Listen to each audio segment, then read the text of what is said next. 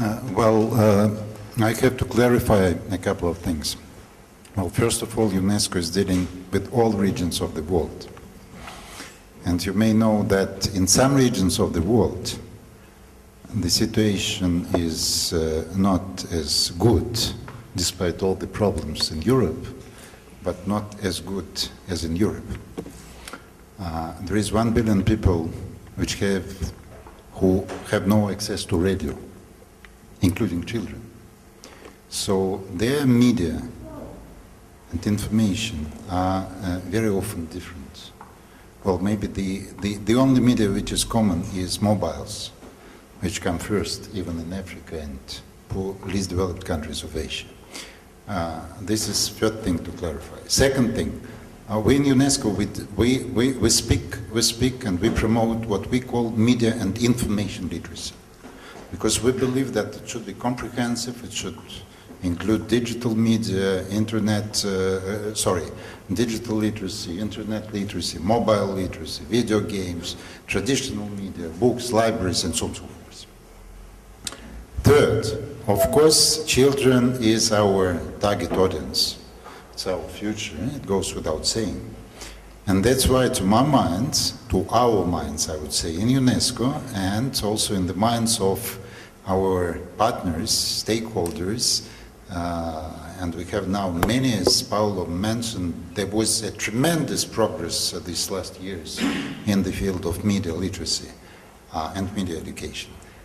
So we believe that we should train teachers, including in Europe, because when you don't have literate teachers in the field of media or media and information, so it is very hardly believable that their pupils would become literate. They would learn themselves, but there would be no dialogue in the classroom, and there might be even a gap between the teacher and the pupils or students, which is also extremely dangerous.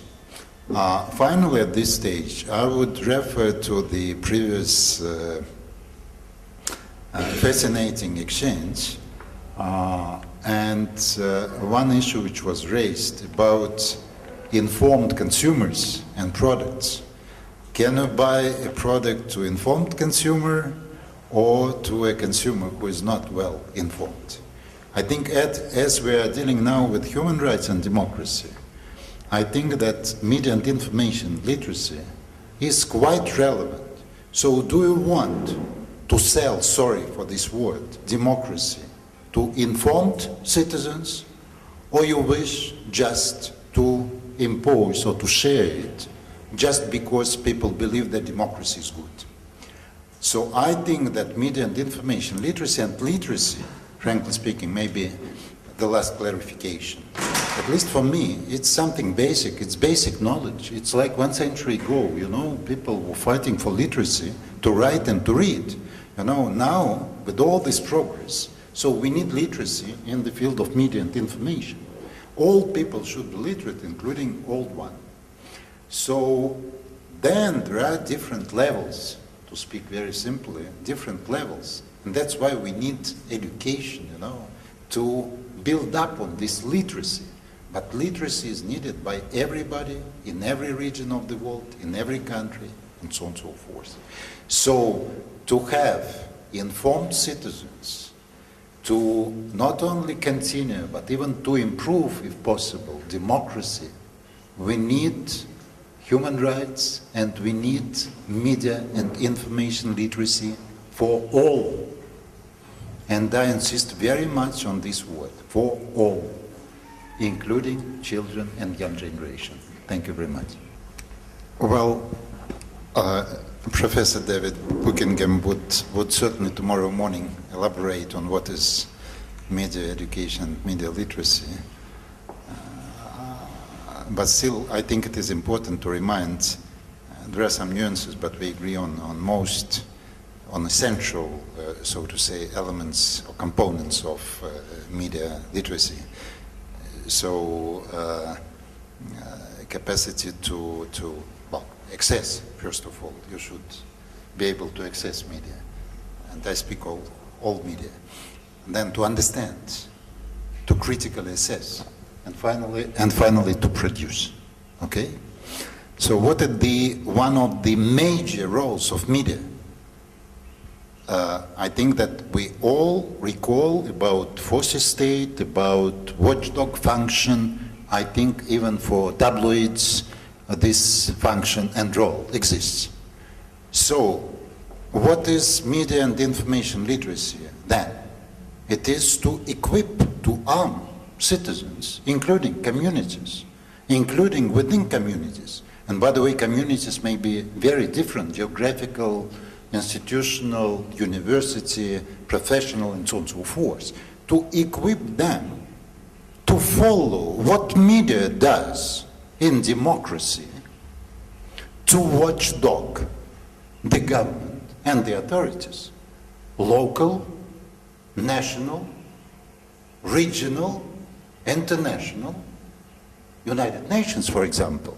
Why not UNESCO? Why not European Commission? Why not? I think that citizens have the right and should enjoy these rights to watchdog themselves and through media. But for this, they should be media and information literate. Again, I would refer to the exchange before this panel, and there was an important issue raised. If there should be a kind of alliance between decision makers, civil society organizations, and media. And the reply Paolo provided was certainly yes. I think that, of course, we should rely on professional, I would say, sound media, especially public service media. Well, eventually state media, but I have some doubts. I would say editorially independent public service media. You know, they should promote media and information literacy. We did some good job in UNESCO. We, in cooperation with the Commonwealth Broadcasting Association, we prepared what we call, well, the title was the Guidelines for Broadcasters on User-Generated Content. It's also about media and information literacy and media and information literacy. And we started piloting these guidelines in all regions of the world, having translated them into French, Arabic, Spanish, Russian, and so on and so forth. And the results are extremely interesting. Some broadcasters pay a lot of attention to media literacy. Some do not care at all, nothing at all. So we hope that with interactive work between these three major stakeholders, civil society, media, and especially public service broadcasters, and of course media and information literacy organizations, well, there would be some progress. You got the first question?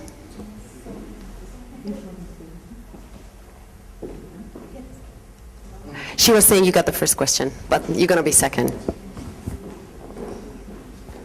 Hi, I just wanted to raise a question and maybe a challenge to an idea that I've been hearing a lot this afternoon, which is this idea of a generation gap, and particularly the idea that there is a wide generation gap produced by media and technology.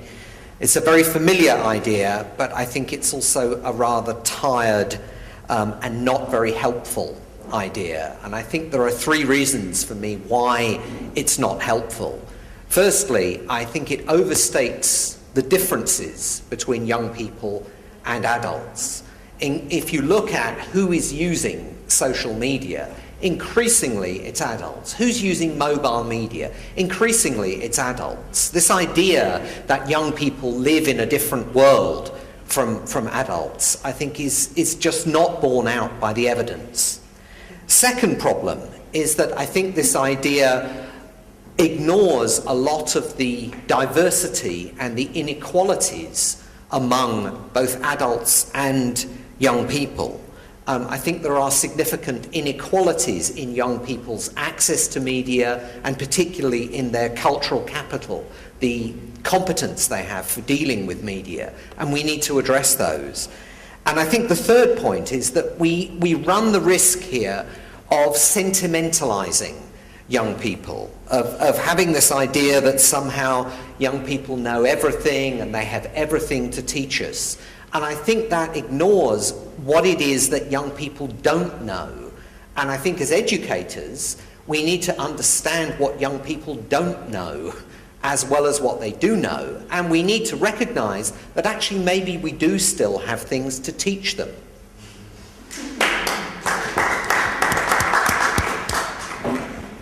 It's just a note to react to what David said, and I think it is very true that there is a rhetorical discourse about protection of minors, for instance, and indeed the category of young adults and good people is a transversal category. Good, so don't quote me on that. And what is certainly true is that we can only get through the school to the students that are there.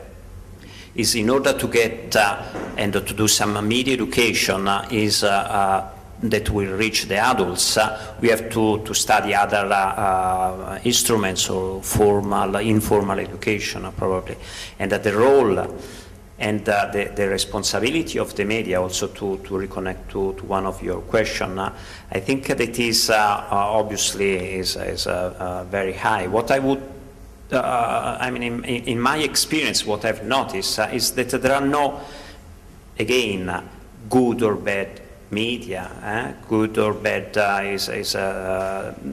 there are good professional, media professional is that are able also to influence the rest of their colleagues, and there is a critical mass that can be reached in order to improve things. I think that we have to address the person, not the role that is playing, whether it's within the media industry or the school or in society.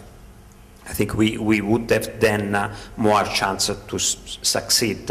I never know a very bad person when everybody comes back home and he has his family. If we force a person to act in his role, then it could be difficult to take certain decisions. But instead, if we address as Christina Bomber, for instance, then we have more chance to succeed. Thank you.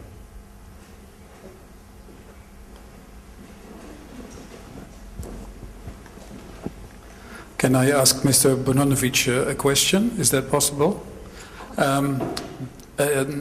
You told about the program of suicide and the information of social workers and the press, and about exposing all kinds of information onto the internet about suicide, etc.